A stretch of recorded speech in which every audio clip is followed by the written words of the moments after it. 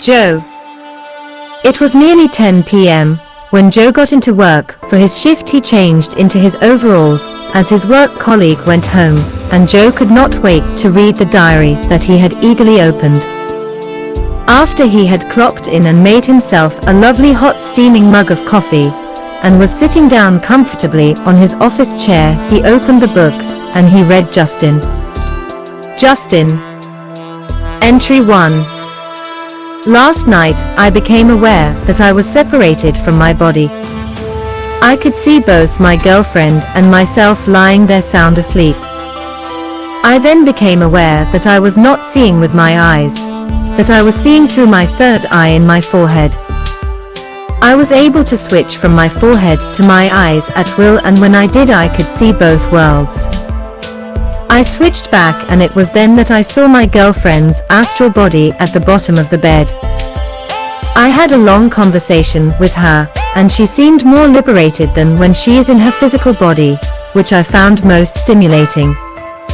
I was awake and fully conscious throughout the whole experience, and I remember everything in fine detail, although I cannot remember what we actually talked about.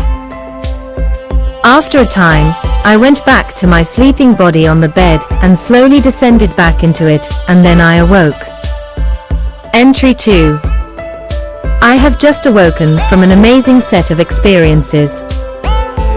I had fallen asleep on my sitting room sofa, and it was approximately 2:30 in the morning. I had been dozing off while I was watching the television, and when I was asleep my girlfriend turned it off and went to sleep on our other sofa herself.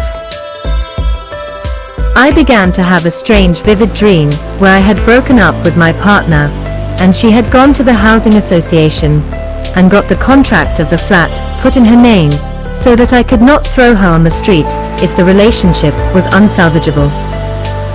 She came back to the flat and let herself in with her key, and she showed me the contract.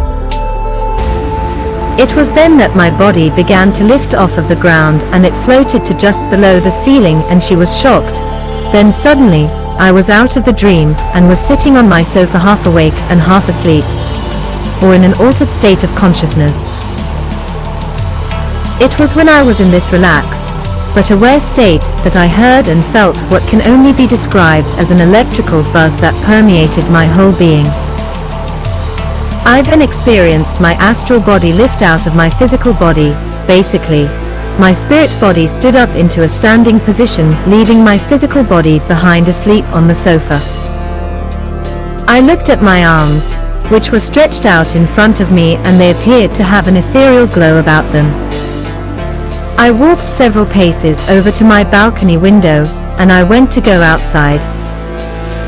My hands passed through the glass, but I could not get through with the rest of my body. It was as if there was an invisible barrier holding me back. Or perhaps it's because I live on the 4th floor, and my subconscious mind was preventing me from doing it for my own protection. It probably thought that I was sleepwalking in my physical body. So I gave up trying, and I pulled my hands back into the room, and I thought that I would see if I could awake my girlfriend, so as she could witness my spiritual self too. I walked over to where she was sleeping and stood over her and called out her name, but she failed to stir or awake, and it was then that I was catapulted back into my physical body on the sofa. I was still in the altered state, and I could both feel and hear that electrical buzz again throughout my body like before, and I thought that if I could maintain this state, that I could go traveling for a second time. But unfortunately my consciousness began to shift, and I awoke in my body. I got up straight away and awoke Lisa, my girlfriend, and told her of the dream and the astral experience, and then she got up from the sofa that she was on, and we both made our way into the bedroom, and we went to bed. Entry 3. I dreamt that I was with my ex-girlfriend Priscilla in her car, and we were driving through the countryside. What was strange though is that we were driving through Rambler territory. We went through hedgerows, across fields and streams, and then we parked up, and we got out of the car, and sat and smoked a joint on a grassy mound for a while, while we admired two rivers that flowed down a hillside and converged at the bottom in the distance.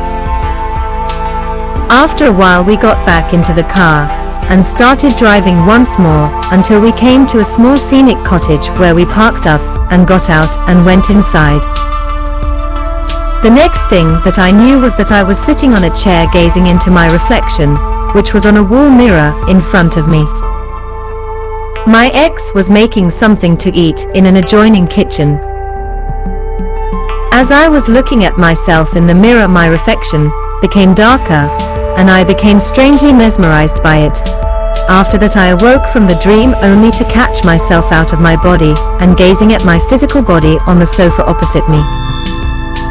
I watched myself sleeping for some time, and I thought that I looked so peaceful, just sitting there, and then I was jolted back into my physical body, and I was on the sofa awake and in a sitting position. Entry 4. I was at my old flat that I used to live in before my current one, and I was sitting in a row of chairs in the sitting room talking to my family. There was Derek, Paul, Linda, Simon and my mum. When we spoke we talked about trivial things, however, with my mum, she was in her soul state. She had different hair and her face was younger and different. She was about 40. I told her not to believe in theist Hinduism, because they see us as actors on a stage conjured up by God, and at the end of our part, we are simply absorbed back into the whole, and it has no credence to what is actually taking place. The next thing that I knew, we were up my brother Simon's house, and we were in his front garden, and I was chatting away oblivious of the change of location. I went down to the road in front of the garden, and my nephew George had a shotgun, and some neighbors were observing us in a fearful way, at not knowing what we were going to do with it, or that why we had the gun in the first place. We went back into the house and placed it on the wall like an ornament, and my brother Paul said that it was silly to own one, and I said that it was essential for protection, and at that we all changed location again to Hollingdon at my sister Lisa's old flat. This time I thought that I was awake, and I was telling my sisters that I had been astral projecting, and that I could remember 2 separate occasions in one evening. My sister Linda was intrigued, and she was full of enthusiasm. Whereas my other sister was dubious, and she asked what was it that we spoke about, and I told her trivial topics. And she questioned their validity, and I said to her that when a medium connects the living with the dead that they speak trivia too, and she agreed, and then I remembered the conversation with our mum, and I told her about it, and she was doubtful again, and suggested that I was saying that because of her question, and I told her that that was not the case. I then noticed that my mother was sat next to me in an armchair, and she was speaking to her sister Georgina, who was sat next to her. I interrupted, and Georgina told me to wait until their conversation had finished first, and so I waited patiently. Eventually, they stopped, and I told my mother that I had seen her in her soul state. Because now she was her usual self, because we were awake, and that we had had a spiritual conversation, and then I realized that I was not physically awake, and that we were all on the astral planes again. And so I raised my voice above the crowd and told them all that this was the case, and I told them to try to hold on to the memory of it, and to carry it over into the waking world when they eventually awake. The next thing that I knew, I was in my current flat, and I was in bed with my girlfriend, and I had just awoken from the astral dreams, and I got up and I began to tell Debbie and Jane, my 2 nieces, about the experiences, and I told them that if they wanted to achieve those kind of experiences, that they must have a cup of coffee before they go to bed, and leave the radio on low in the background when they drift off to sleep, and this would make it happen. Suddenly I realized that it had happened again, and I told them that we were in the astral planes now, and that we were really in separate locations, tucked up in our beds, and then I awoke again, and I was laying next to Lisa, and I told her about my night ventures. and she was happy and inquisitive to hear all about them. I suddenly realized that I had paint all over me, so I went to the shower in the bathroom to wash it off, and all of a sudden I realized that it could not be, as I was still on the plains dreaming that I was awake, and then I found myself back in my bed, and this time I was actually awake and in awe of the experiences that I had just had, and I immediately went to the diary and wrote it down. Entry 5. I dreamt that I was at my old flat, and I was on the bed in the bedroom with my girlfriend, and then the next thing that I knew, I was slip sliding towards the window, and I passed through the window and wall, and I was flying. I flew over Brighton train station, and I thought to myself that I had to try and keep hold of my sight for as long as possible, for I could feel that it was fading and that I was becoming blind. Suddenly I could no longer see, but I could still feel the sensation of flying. I held the experience for a short while, then I awoke in my bed in my current flat, and I got up and wrote it down. Entry 6. I dreamt that I was sitting on some grass at the side of a busy road, and I was just lying down and relaxing, and then this couple sat down next to me, and I could not but help to overhear them when they spoke. The woman had been caught up in some kind of sex scandal, and her boyfriend had found out, and he was not pleased about it. I interjected with that she was young and foolish, but if he truly loved her he would forgive her, if only once, and then their love could become even more intense. It was then that their child came over with a book full of crossword puzzles, and he was looking at a word in the answers, and he asked his mum to pronounce and explain it.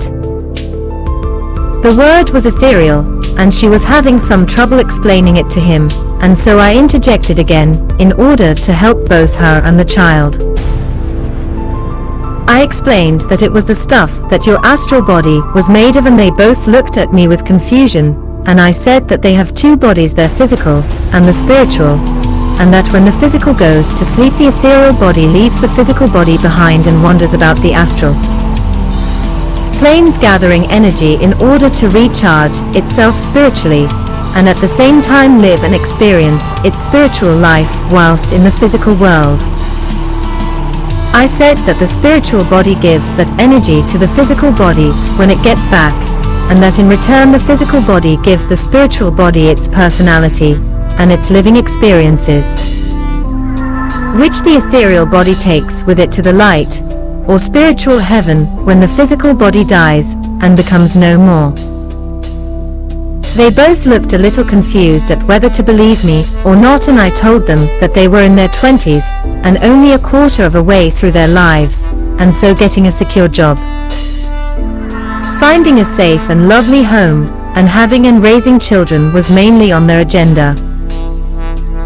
However, when they reached their middle age, they would be aware that they were halfway through their lives, and it was then that they're approaching death, and what lays beyond it would be on their agenda, as well as helping their children out, as they raise their grandchildren, that is.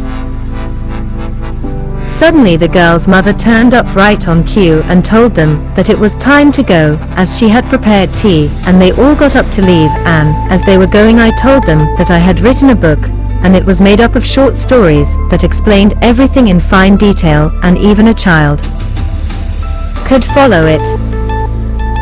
They asked me the name of the book, and I told them that it was called The Bridge Within Eternity, and then I awoke in my bed. Entry 7.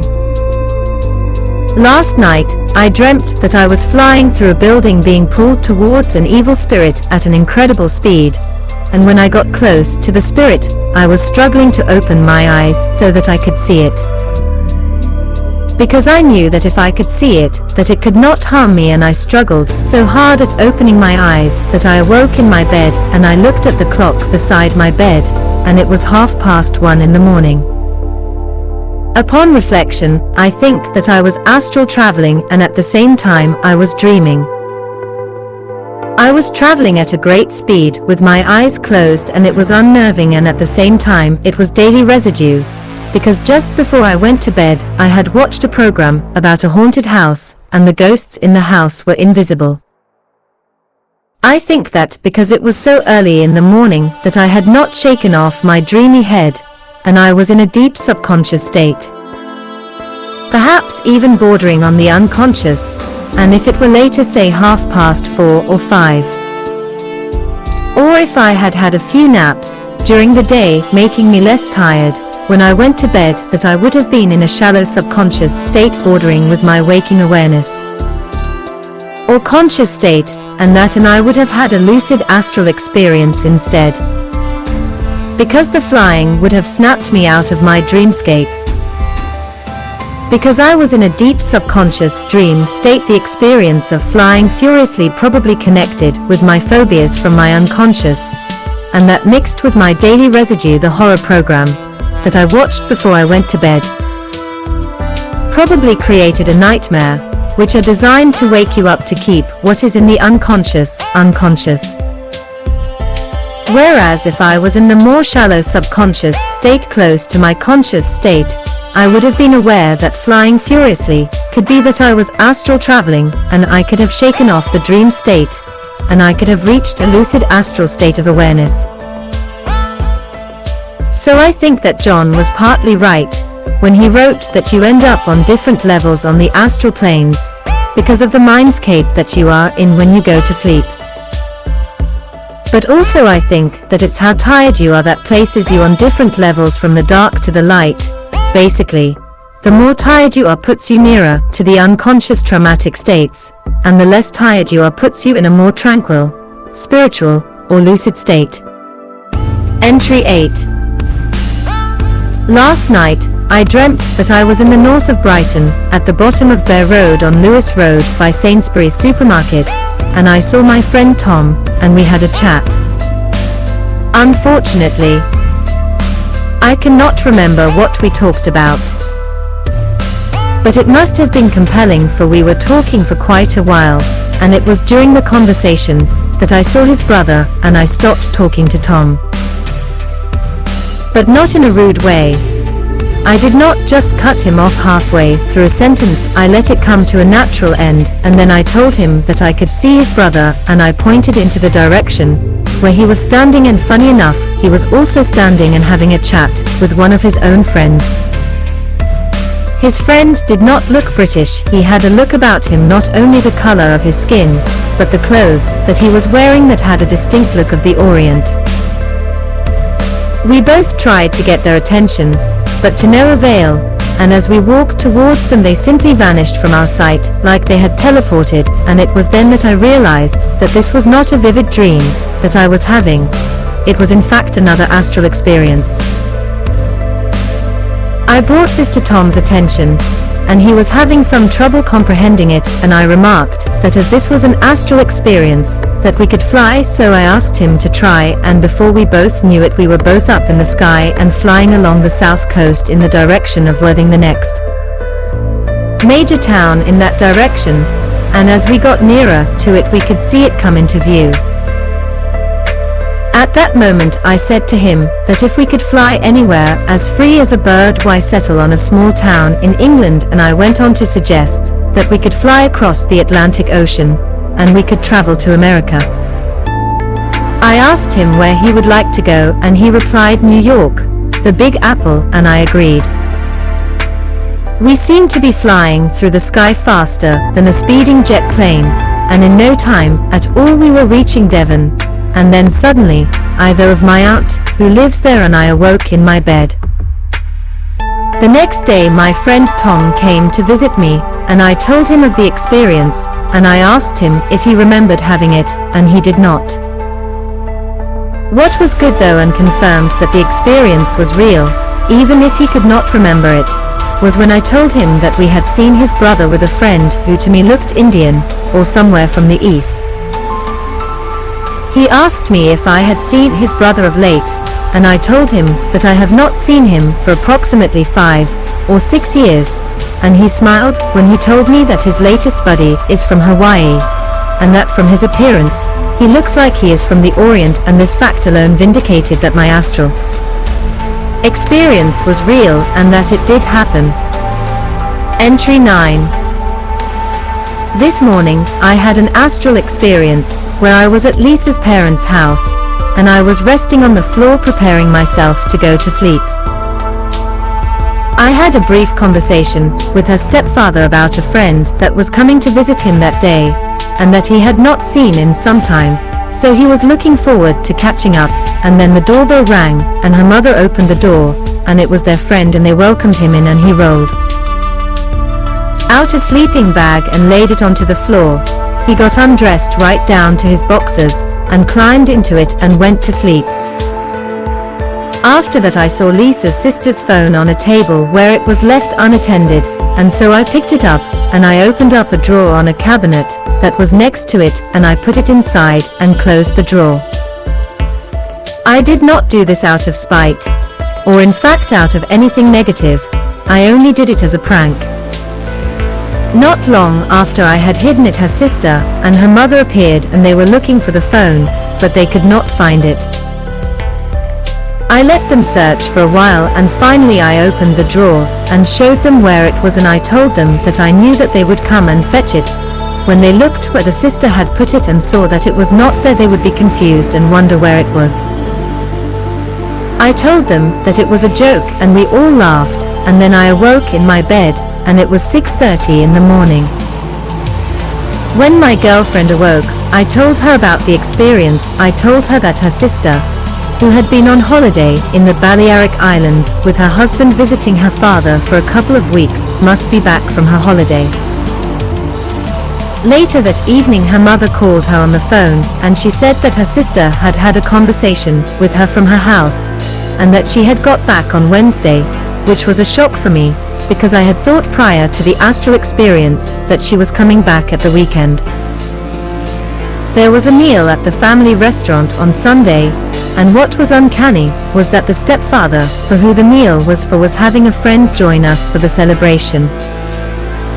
I must point out that her mother told my girlfriend that we would be having a family meal at the family restaurant in celebration of Father's Day for her stepfather on Sunday, which was 4 days away, and this ties in with the 3 connections from the astral experience. Basically, that my Lisa's sister had spoke to her mother via the phone, and she had returned from holiday the day before, and the stepfather's friend would be joining us for the celebration on Sunday at the family restaurant, which I was totally unaware of. Another amazing thing about the story is that her stepfather doesn't consider himself their father, because both of the daughters, my girlfriend and her sister, were in their mid-20s when he married their mother, and he doesn't usually celebrate Father's Day, as he has no kids elsewhere. In fact, this is the first time he has ever been married. So, the mother and sister talking on the phone, her sister being back from holiday, and an old friend that was coming to the meal was quite relevant, or significant, to proving that it was an astral experience and not a dream. The next day, at the restaurant, Lisa's mother told the waitress that we were all on a diet, and I remarked that that was not a good thing to tell her, and she got upset, and said that she could, because it was her family's restaurant, and I explained that I was only joking, hence the joke from the astral experience. The above could be considered a precognition, because the experience hadn't actually happened when I had the dream. But I think that sometimes the astral experiences can hold the blueprint of the day ahead, clearly pointing out that time could be an illusion as we see it in advance, or that everything is predestined or determined by spirit or God. Entry 10. This morning around 9, I was out and about on the astral planes when I saw my niece, and we had some time together in a large apartment that was not hers or mine. The plumbing in the bathroom had been stripped, and we had to reconnect it to use the toilet, and then I awoke and clocked the time, and it was 9 in the morning. What made this experience strange was that my niece has 2 children, and she always gets up around 6 to prepare for her day ahead. So how could I have seen her around 9? I texted her the next day and asked her if she was asleep around that time, and she replied that she got up early as per usual. But she had gone back to bed around 8 o'clock. And then she asked me why did I ask, and I told her that I had seen her on the astral planes, and I was curious whether it was an actual astral projection experience, or if it had only been a vivid dream. Her reply confirmed my experience. She said that she got up again at 9:30. What also confirmed the experience was that she was not sleeping in her own flat, she was out of town and staying with her in-laws, hence the flat not being hers or mine. Entry 11. I had a dream where I saw my niece eating fried eggs for breakfast, and her friend had told me before she arrived that she had told him that I could not fry eggs. When I asked her in front of him while she was eating, she strongly denied it and called him a bare-faced liar. When I got up at 7, I decided to text her by phone to tell her of the dream, and as I turned the phone on, I received a text from her saying that this morning that she could not sleep, so she got up at 6:30. When she got back, she decided to cook breakfast, and that she had vegan pancakes. Although she was not having fried eggs, you do fry pancakes in a frying pan, and she had cooked them for breakfast. Further, because the times did not tally, because I was up at 7 and I must have had the dream before then, I checked out the time that she had sent the text to me, and it said that it was yesterday midday, and the reason of why I did not receive her text until this morning was because I had had the Wi-Fi off on my phone, which I switched on this morning to text her, and the message finally came through. You have to have the Wi-Fi on to receive her texts, and that is why I did not receive it until the next day. Entry 12. Last night, I was awakened from my slumber as I became aware of a woman who was approximately 35 years old in my flat. She was dressed in a plastic checkered outfit, had brown hair which had a fringe, and the rest of her hair came together in a ponytail at the back of her head, and she wore just the right amount of makeup to blend in with her natural features of her countenance, and she disappeared as I opened my eyes. It was then that I realized that I must have seen her with my spirit eyes, as I was probably exiting the astral planes. Yes, perhaps my eyes were taking their time to adapt to the waking world, and I had seen either a ghost or a living spirit who was in my living room. I sat up immediately on my sofa, of which I had dozed off on, but was now totally awake after having just had the experience. I awoke Lisa and told her about the incident, and it was strange, because as I was explaining, I closed my eyes briefly a couple of times, and I could still see the woman looking in on me as if through a window. She was close up, and she was toying with me, as if she knew when I will close my eyes and see her looking in. After a while the astral vision eventually faded, but not the memory, for that has become eternal, of this I am certain. Entry 13. Last night I found my girlfriend and myself in a flat in Hollingdon, Brighton, on the astral planes. We had just moved into the flat, and we were getting to know the neighbors, who were very warm and friendly. We talked for a while, and we covered many menial subjects about our lives as they got to know us. However, we did have a good conversation about religion, and we came to the conclusion that the confession box had been replaced by psychologists nowadays, and the wonders of creation were explained through science, as we ate party food and drank wine. After that I awoke from my experience, and I got up and had a glass of Coke, and then I went back to bed, and I immediately fell back into a deep slumber, and we were on the plains again. Only this time, we were in a beautiful forest that was on a hill in West Hove in the Montpellier Road area that leads down to the sea. There was pink and white everywhere, because there were loads of lovely flowers and fruit trees in full bloom. The grass was deep green, and it spread out before us like a luxurious natural carpet, and the sun was high in the sky and shining beautifully, and I took it to be the spring even though it was December in my waking world. I eventually awoke, and I felt fresh and truly vitalized, and so I got up and I made breakfast and looked forward to the day ahead. Entry 14. Last night I found myself in a flat off of the Lewis Road with a few close friends from different time periods in my waking world. We were making such a racket that we had a complaint from one of the neighbors, and so we apologized and then went for a ride on some bicycles on London Road near Pycombe, which is north of the city on the way to the capital, London. My friends got caught up in the shrubbery that was on a cycle path off the beaten track in what used to be known as the chalk pits, where the kids and I used to ride our motorbikes in the 1970s, when we were young, and I kept riding north oblivious that I had lost them. After a while I realized that I had left them behind, so I backtracked to find them. I heard them before I actually saw them, because they were neck deep in overgrown foliage. I got off my bike and I made my way over to them on foot through the overgrown undergrowth, and in no time I was reunited with them. After that we made our way to a restaurant, and it was an all-you-could-eat buffet, and it had a wide selection of food, curries, Chinese, Italian, Spanish and desserts, and a massive drink dispenser that was full to the brim with a chilled smoothie. We all ate so much that we were fit to bust, but still we ate more. I decided to take the lid off of the dispenser, and to fill my glass, by dipping it in the top of the container, and as predictable as the winter's chill I dropped my glass inside. I then decided to try and retrieve it by dipping my hand into the juice, and I finally got hold of it, and I had stuck my hand in right up to the elbow before I could finally get hold of the glass.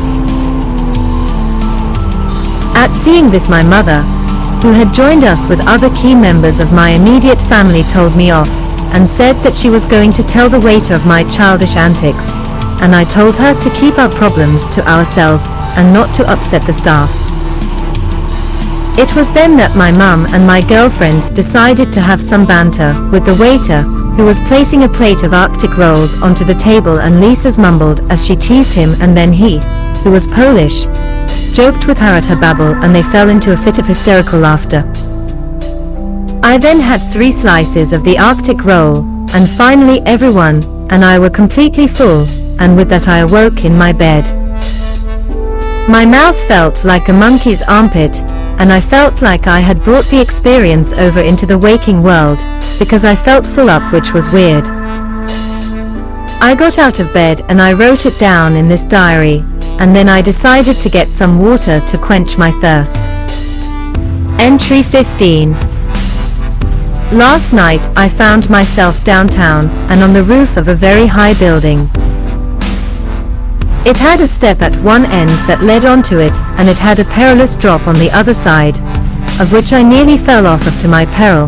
However, I wrote nearly, because a woman grabbed hold of me just in the nick of time and saved me.